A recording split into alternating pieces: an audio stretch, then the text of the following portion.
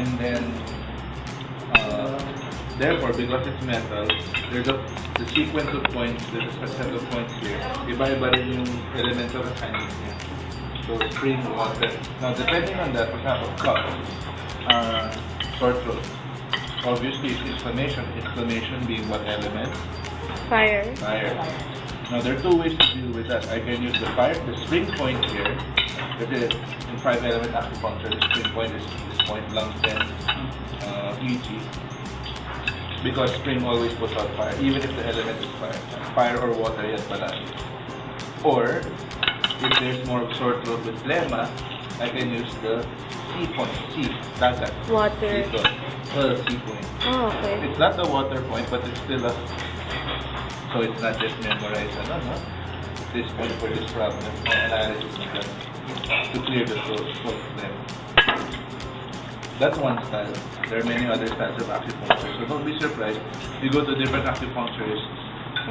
But itong si ganun po, ulo, meron ito.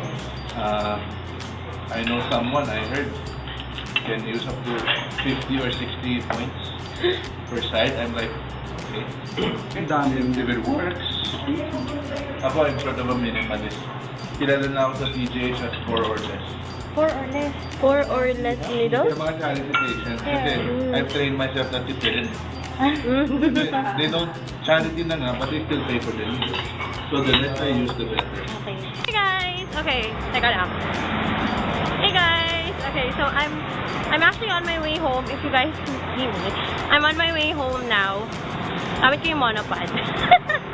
Ayan, kasi I went to BGC. I wasn't able to vlog kasi it was more of like an intimate meet and greet with Dr. Philip. I'll do a vlog post about him tonight, so you guys would know immediately what a legit...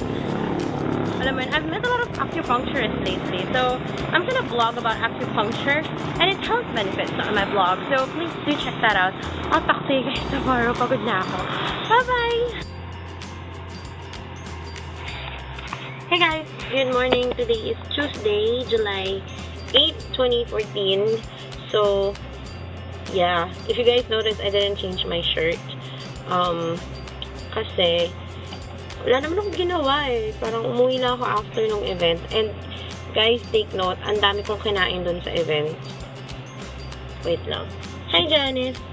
Okay, I'll show you the list. Uy, wag ka mo, nagvo-vlog ako ah. Yan.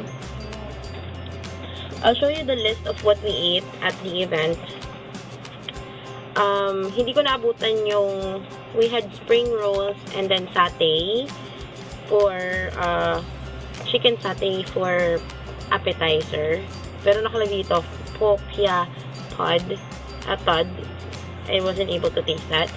We had tom kha gai, which is a cream-based soup. We have tom yum, as in guys, there's two kinds of tom yums in Just Thai. I will recommend what I would like you to do, or I would like you to taste sa blog post. And then main course, we had musam chanyang, pad thai, saplam with katim, and meron ba kaming pad kapon talay? I forgot. And then for dessert, which I really love, is the khao niao matwang, khao niao mamwang, which is basically sticky rice with sesame seed and mangoes with cream, coconut cream. And then taco, which is like maha blanca. Super sarap. I will be going back there on Wednesday. And then we had drinks. Ano yun, te? I had one Thai iced tea and one lemongrass juice na super sarap. Lemongrass juice must try. Ayun. So, I'll talk to you guys in a while. Medyo papakalma muna ako sa sarili. Okay. Hi guys! Okay, so I already did 3 of my classes today. I only have 4 classes left. At nakita niyo ba yung ilong ko? I have a pimple in the middle of my nose. Diyan talaga siya. So yeah. Today, I will teach you a new Korean phrase that you could sincere Korean friends. And it is 내 친구 소개하자. So, when you say 내 친구 소개하자, it means let me introduce my friend. So, you can say, okay. Let's go with,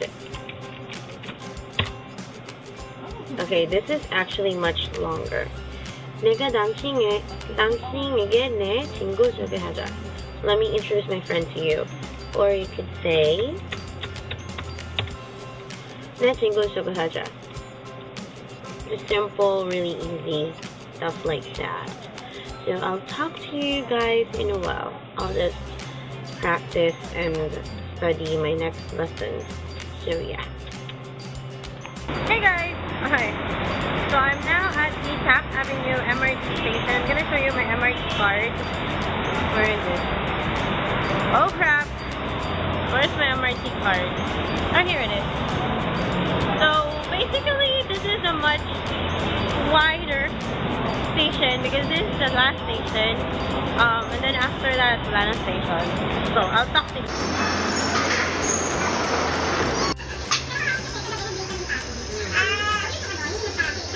Hey guys! Okay, so I'm now at home. At magpapalit na ako ng damit kasi sobrang nahihitan na ako. Swear. It's starting to be a little hotter, but it's not warm. It's chilly outside kasi.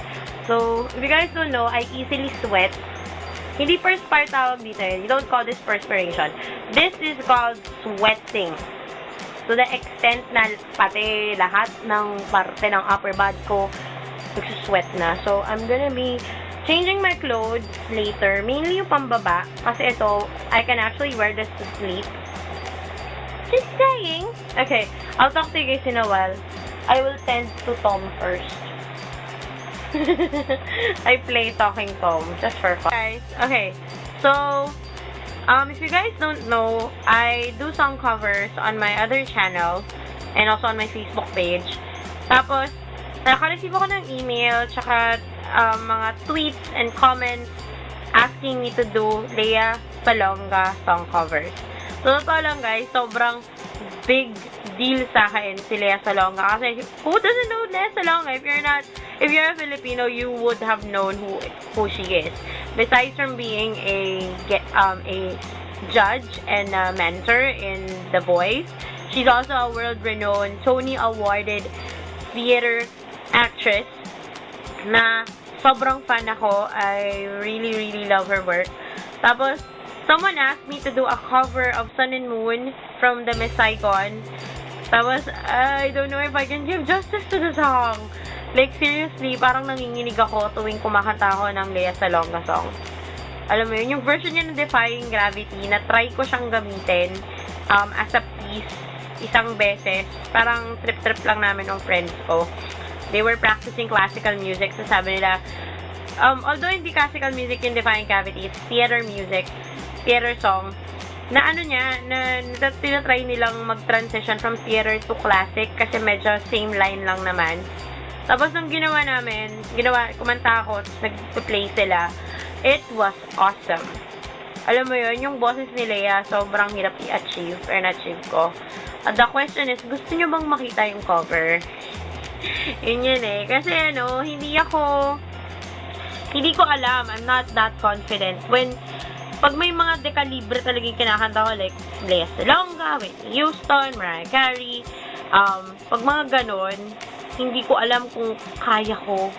Pero, gusto kong i-try. So, let me know what you think. Gagawa ko ng cover. Actually, ngayon, ako ng cover, pero hindi si Lea Salonga. Iba naman. Wala lang, trip lang. So, yeah. Teka, magre-record na muna ako ng song cover. I'll talk to you in a while. Hi guys. Okay, I am seriously not okay today. I am so sick. I have to go. Like, I will cut this vlog. It's about 8:04 in the evening. Wala na akong pasasabi. So, ikakat ko na lang yung vlog. I hope you guys understand. And, matulog na ako. Yeah.